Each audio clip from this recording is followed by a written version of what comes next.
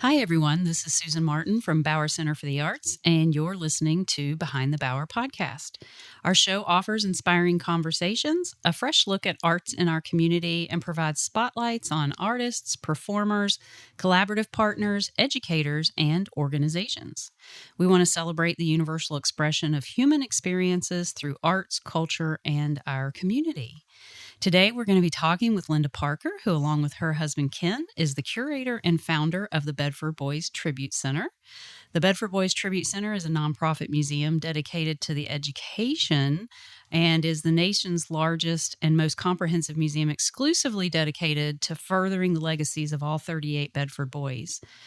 Today, we're going to talk about the center, its mission, and an upcoming fundraising show that'll take place at Bauer Center for the Arts on December 6th, 7th, and 8th. So, welcome, Linda.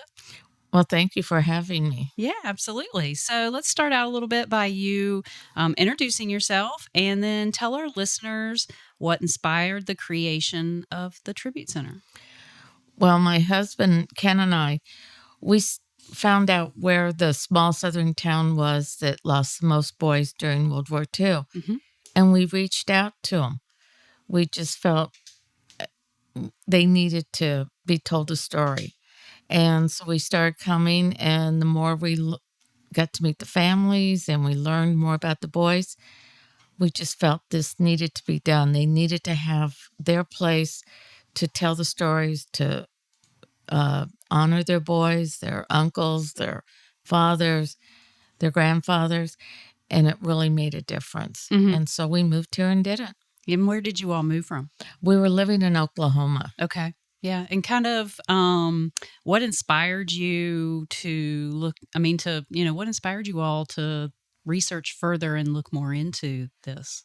Well, we were going to go for the 75th anniversary. And when we were reading a lot of books about World War II, Ken found out about Bedford. Mm-hmm. And he'd always heard about the town, but never knew where it was. And we thought, well, we could take something over for the boys who were buried in Normandy at Coville-sur-Mer. And we didn't know anybody here. So we thought, well, how are we going to ask? Right, So right. We sent letters to all the churches in town, and they read them. And we said, we're going over. If you'd like us to take something to put on the boys' graves, we would be honored to. And a couple weeks later, people started reaching out to us. Mm-hmm.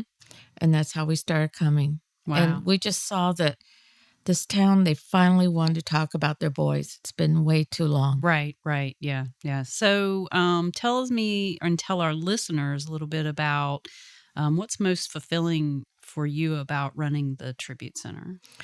Well, for both of us, and especially me, it's getting to know the families. Mm-hmm. It's been an honor for everyone that we have met to finally tell the stories, but it's letting the younger people too, the children, the school kids, know what these men did and why they did it and why they still have their freedoms. Right.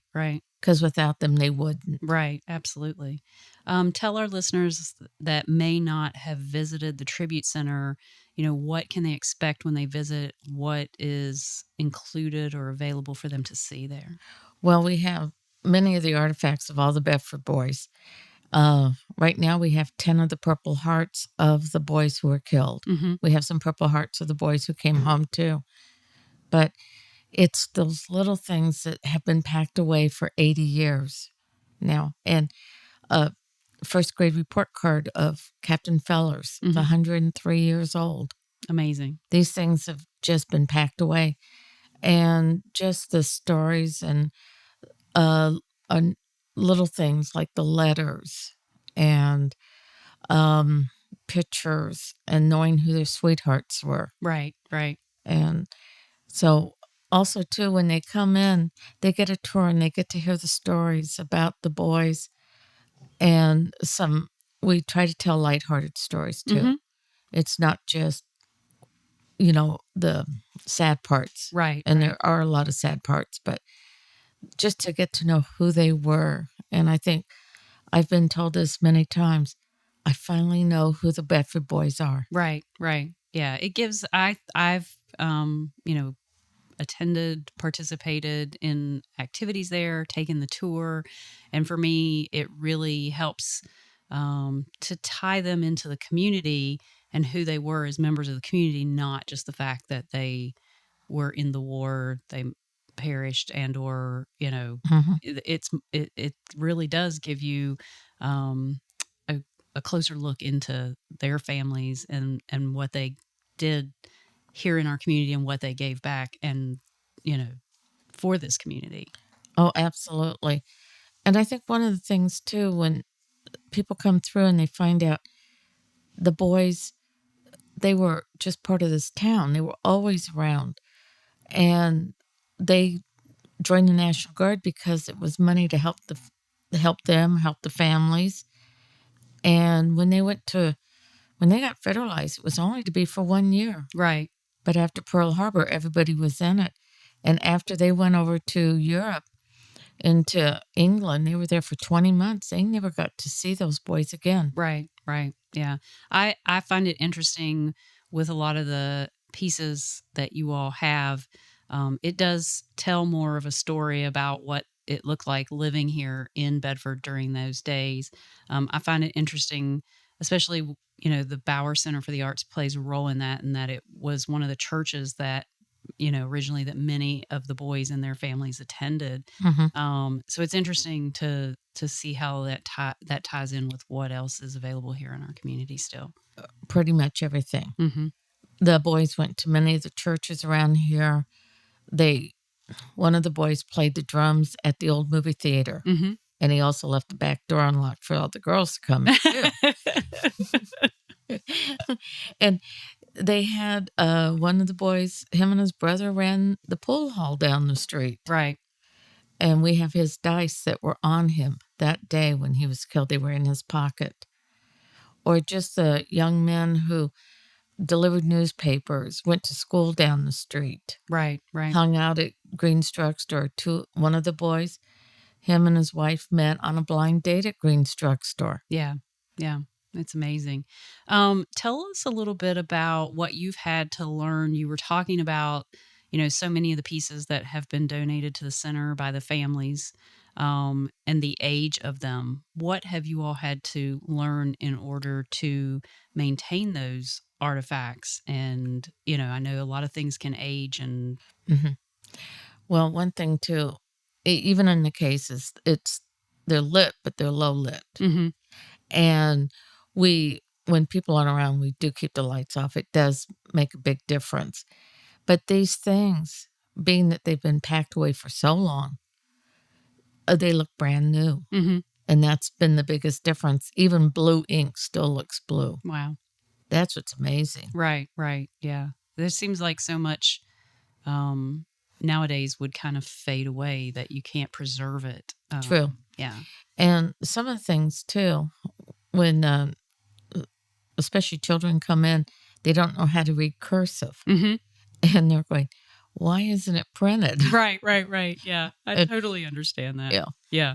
So tell us a little bit about, what kind of events and activities that the Bedford Tribute Center has been involved in.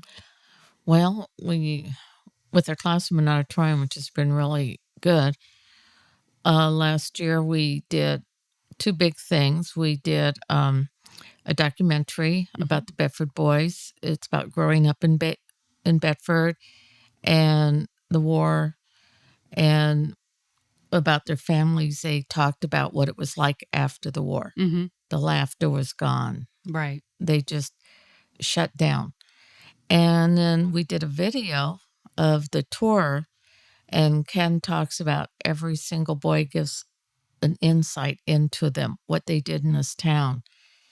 And then we were on a movie that, sorry, I don't have the name right on my head. Right. Yeah, it was for the 80th.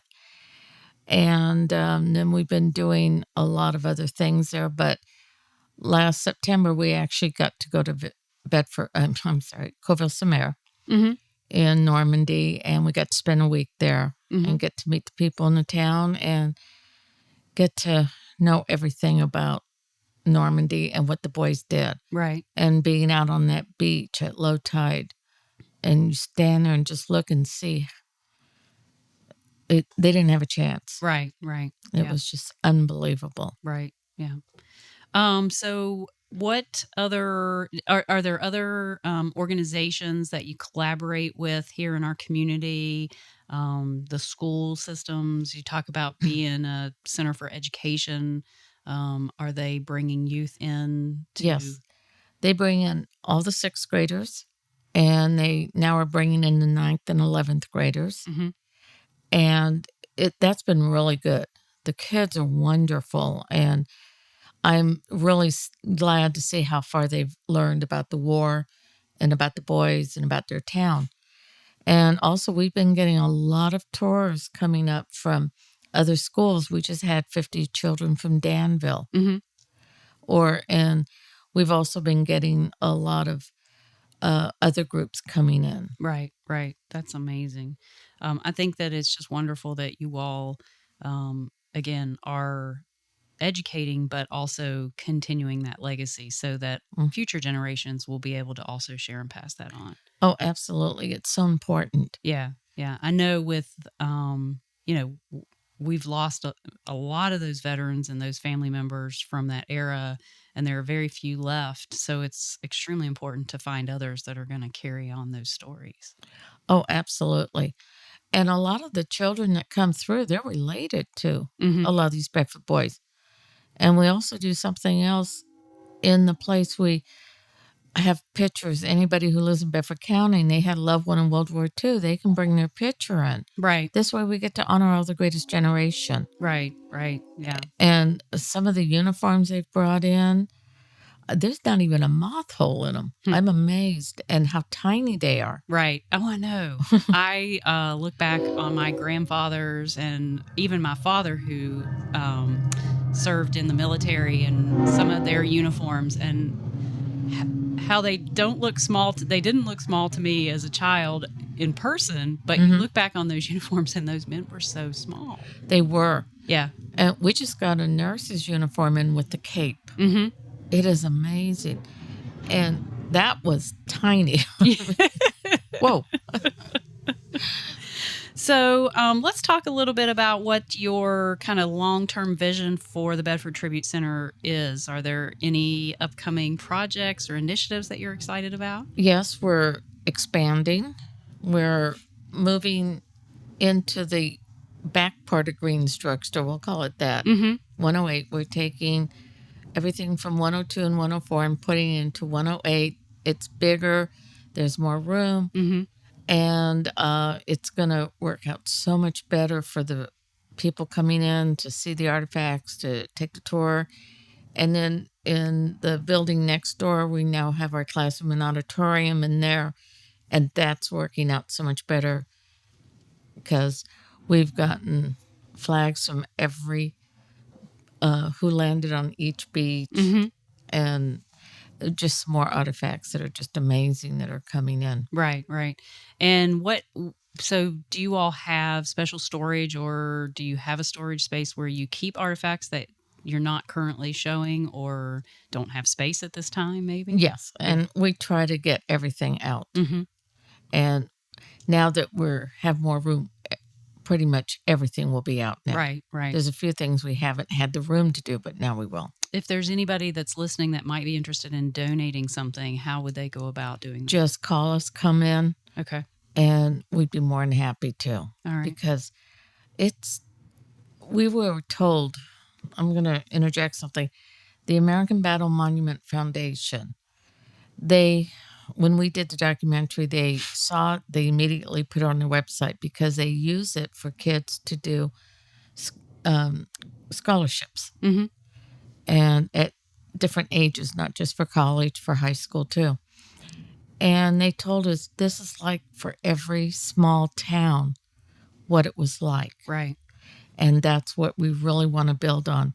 So for families to bring things in, it makes them feel better because what's going to happen after them? Right. Is it going to get thrown away? Is it going to get sold? This way, it's seen and it educates. Right, right. And I know that the Tribute Center is a nonprofit, as we mentioned at the opening of the show. Yes, Can individuals just make direct donations to support the? absolutely. Okay. And We'd then, be honored. yeah. And then talking about that, let's kind of transition into your upcoming. There is a show coming up Yes. that will be a fundraiser for the Tribute Center. I'll Be Home for Christmas, a World War II radio show. Let's talk a little bit more about that.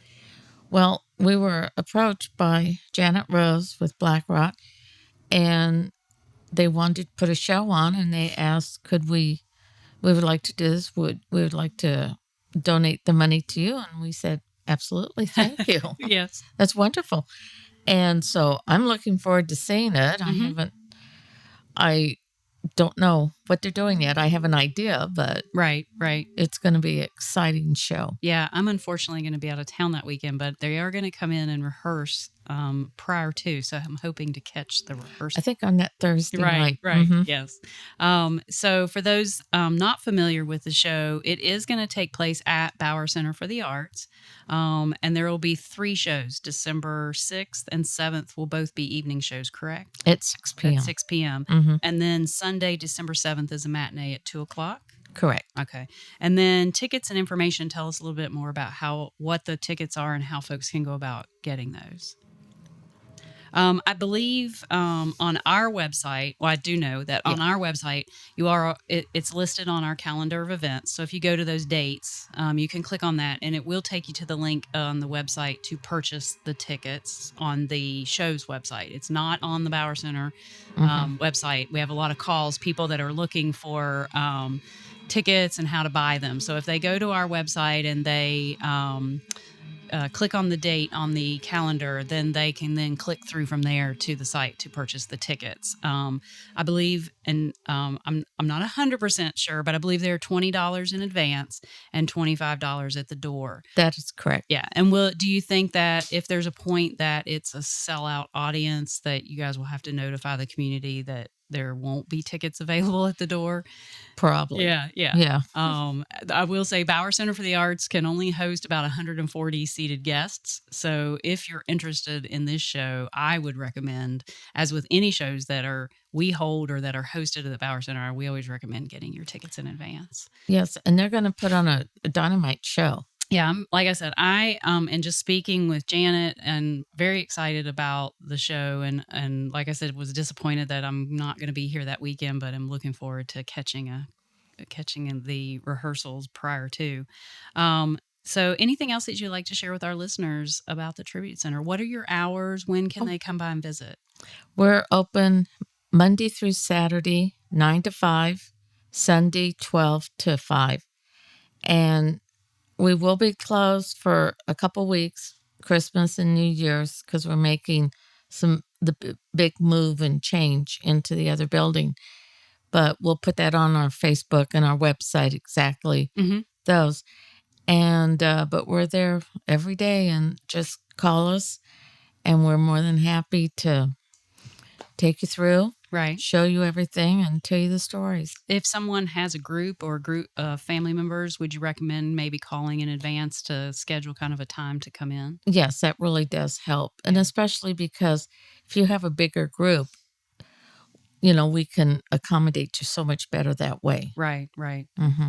Well, I want to thank you for joining us, and I want to encourage everybody to go visit the Tribute Center, both before and after the move. I'm excited to see the new space, and we'll have to talk more about that after you all get moved in. Yes. And then remind everybody that the I'll Be Home for Christmas, a World War II radio show, is going to be held at Bauer Center for the Arts December 6th, 7th, and 8th, correct? Correct. Yeah. And then you can go to bowercenter.org and our calendar of events and find more information about the event. As we're wrapping up, too, I want to invite all of our listeners to join us for our annual Mistletoe Makers Market, which takes place this coming Saturday, Small Business Saturday, November 30th from 10 to 3. Guests will be able to shop local handmade goods from over 30 artisan and craft vendors inside Bauer Center for the Arts, so you don't have to worry about the weather. And these are artisans from around the region, and you'll be able to find some wonderful holiday gifts. The event also includes family-friendly activities, so bring the kids. There's free face painting. We have a character artist that will do individual or family characters, which is really cute. We have Santa and Mrs. Claus that will be there, so you can do selfies with Santa. And then we have art activity stations where you can make Christmas ornaments and also do cookie decorating. So it's just a nice little fun afternoon of shopping and doing some holiday activities. Admission is $2 per adult, and youth 12 and under are free. Or you can bring a donation of art supplies for our free little art gallery that's located outside of the Bauer Center. And it can include, people always ask, what can I bring? It can include markers, paints, colored pencils, little sketch pads, small craft kits, books, anything.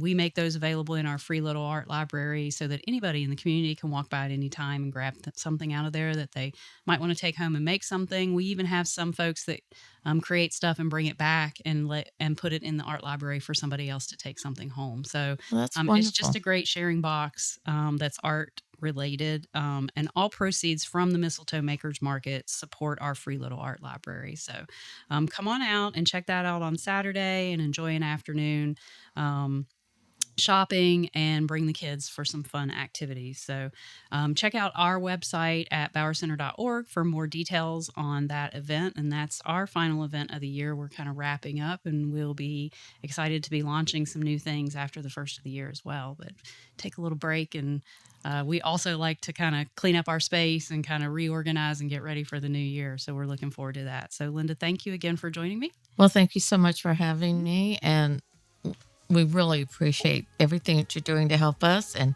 I will be there on Saturday. That's Awesome. sure. We look forward to it. So, and thank you for listening. This has been Behind the Bower.